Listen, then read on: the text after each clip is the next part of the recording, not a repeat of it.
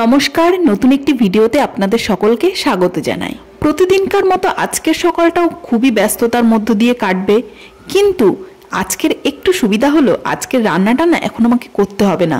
কাল রাত্রে আসলে কি হয়েছিল বলুন তো, বাবা একটু চিকেন এনেছিল, সেটাই রাত্রে রান্না হয়েছিল, এবার সেটা রয়ে গেছে। তাই আজকে সকালে আর আমার অত রান্নার ঝামেলা নেই, তাই বাকি কাজগুলো একটু ধীরে সুস্থে করতে পারবো বলে ভাবলাম কি যে সকালে একটু আমি সকালটা আমার কিভাবে কাটে আপনাদের সাথে আজকে সেটাই শেয়ার করি। সকালে একটু কষ্ট হয়ে যায় বটে ব্যস্ততার মধ্যে দিয়ে, তো কিন্তু কি বলুন তো, এত গরমের মধ্যে না সকালে কাজগুলো হয়ে যায় বলে ভালোই হয়, নয়তো পরে যত রৌদ্র ওঠে মানে ওয়েদার গরম হয়ে যায়, কাজ করতেও তত কষ্ট। এতদিন জানেন তো পুজো দিতে আমার খুব অসুবিধা হতো, যে ফুল পেতাম না, তুলসী পাতা পেতাম না, কিন্তু এই বাড়িতে এসে এত ফুলের গাছ আর তুলসী গাছও এত আছে যে সেই দিক দিয়ে কোনো সমস্যা নেই। ঠাকুরের বাসনগুলোও বের করে এনেছি, এগুলো ধুয়ে নিয়ে মানে মেজে নিয়ে তারপরে এবার ফুলও তুলবো, না আগেই ফুলটা তুলবো, তুলে নিয়ে তারপর বাসন ধোবো। এখানে এই যে দেখছেন সাদা জবা ফুল গাছটা, এই গাছটাতে না একটা পিঙ্ক কালারের জবা ফুলও হয়, কেন তা কি জানি। আর এই ফুলগুলো দেখুন এখন এই কুড়ি মতন দেখছেন তো, যেই রৌদ্র হবে তখন আস্তে আস্তে ভালো করে ফুটে যাবে। কিন্তু সমস্যা হচ্ছে কি বলুন তো, এটাতে না দেখছি অনেকটা পোকা লেগেছে, কোনো কোনো ফুলে দেখছি বেশ ভালোই পোকা লেগেছে, এটা কি করে যে সারবে আপনাদের কারো জানা থাকলে কমেন্টে জানাবেন। তো এই লাল জবা ফুল গাছটায় যে এত ফুল ফোটে তা বলার মতন না, মানে আরেকজনও এসে পাশের বাড়ি থেকে ওরাও তুলে নিয়ে যায়, সেই জন্য এখন কম দেখাচ্ছে, কিন্তু কোনোদিন যদি সকালে উঠি আমি আরো সকালে, তাহলে আপনাদেরকে দেখাতে পারবো পুরো গাছটা পুরো ভরে যায় একদম ফুলে। আর পুরো গাছ যখন ভরে যায় না, মানে এত সুন্দর লাগে দেখতে, ফুল তুলতে ইচ্ছা করে না। আর আমার হাইট কম বলে উপরের ফুলটা হাতে পাচ্ছি না, এই যে আমার মতন হাইটের জন্য নিচেই ফুল ফুটেছে, এগুলোই তুলি। আর এখানে বেল গাছও আছে, সেই বেল পাতা নিয়ে গিয়ে এই বাড়িতে আবার বাস্তু দেবীরও পুজো করতে হয় রোজ, সেই বেল পাতা দিয়ে ওনাকে পুজো করতে হয়, তাই একবারে তুলে নিয়ে যাচ্ছি, নয়তো ওখান থেকে আবার এতটা আবার হেঁটে এসে আবার নিতে গেলে টাইম লস হয়ে যাবে। দাঁড়ান, ওদিকে সাদা ফুল গাছটা আছে সেটাও আপনাদেরকে দেখাচ্ছি। ওই গাছটাতে, এই গাছটাতেও পুরো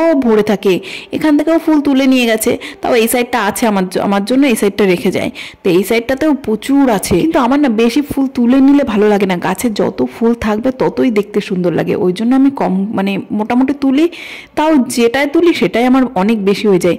আর এই ছোট্ট জবা ফুল গাছটাতেও কি সুন্দর ফুল ফুটেছে দেখুন। ফুল তোলা কমপ্লিট, এবার আমি বাসনটা মেজে তারপর পুজো দেব।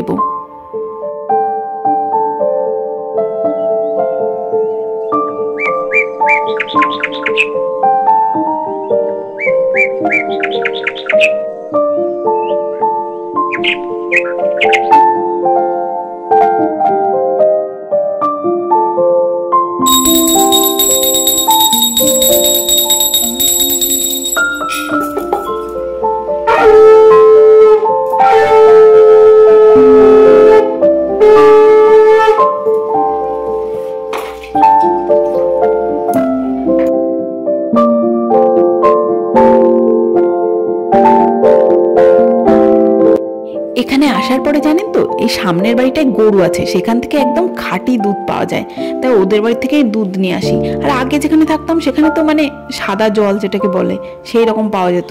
আর এখানে দুধ 60 টাকা করে নিচ্ছে, 60 টাকা লিটার, দুধটা খুবই ভালো। তাই একবার এটা গরম করে নিয়ে বাবুর জন্য একটু রেখে দিলাম, মানে একটু না অনেকটাই রেখে দিলাম, আর চা বানিয়ে নিলাম। এই রান্না না থাকলে না মনে হয় যেন মানে দিনের অর্ধেক কাজই শেষ হয়ে গেল। আগে প্রথম যখন বাবু ছোট ছিল, আরো ছোট ছিল, তখন আমি কি করতাম, দিনের রান্নাটা রাত্রেই করে রাখতাম, তাহলে আমার সকালে উঠে আর এত প্রবলেম হতো না। কিন্তু এখন তো তাও ওর বাবার অফিসটা কাছে আছে বলে এই 9:30 10টার দিকে বেরোই, সেই জন্য আমি সকালের রান্নাটা সকালেই করে নিই। দাঁড়ান, ওর বাবাকে এবার চাটা দিয়ে আসি। আর বাবুও উঠে পড়েছে, ওদিক থেকে আওয়াজ পাচ্ছি, ওকে বসিয়ে রেখা হয়েছে।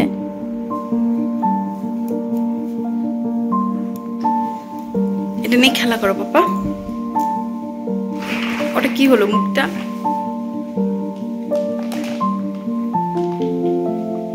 পাপা পাপা পাপা পাপা, এদিকে তাকা।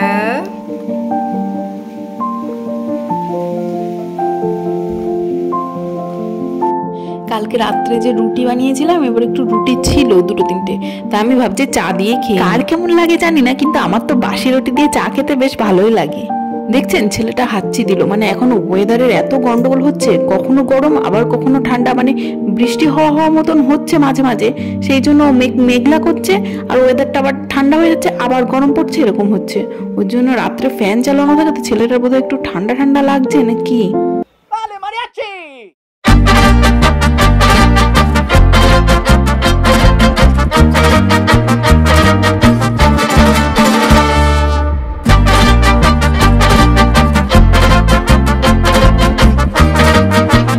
মুখটা এমন করবে না, এত মিষ্টি, মনে হবে শুধু আদর করি।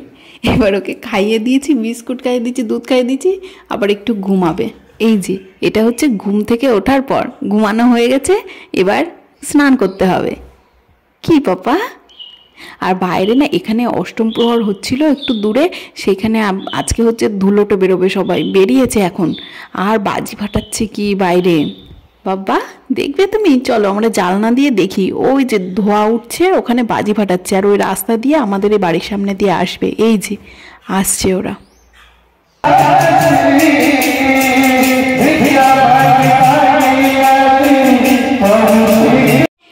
এই যে আমরাও একটু গেছিলাম গেটের কাছে দেখতে, কিন্তু ভীষণ আওয়াজ হচ্ছে তো ওই জন্য আমরা তখনই যাইনি, ওরা একটু এগিয়ে গেলে তাই আমরা পিছন থেকে দেখলাম।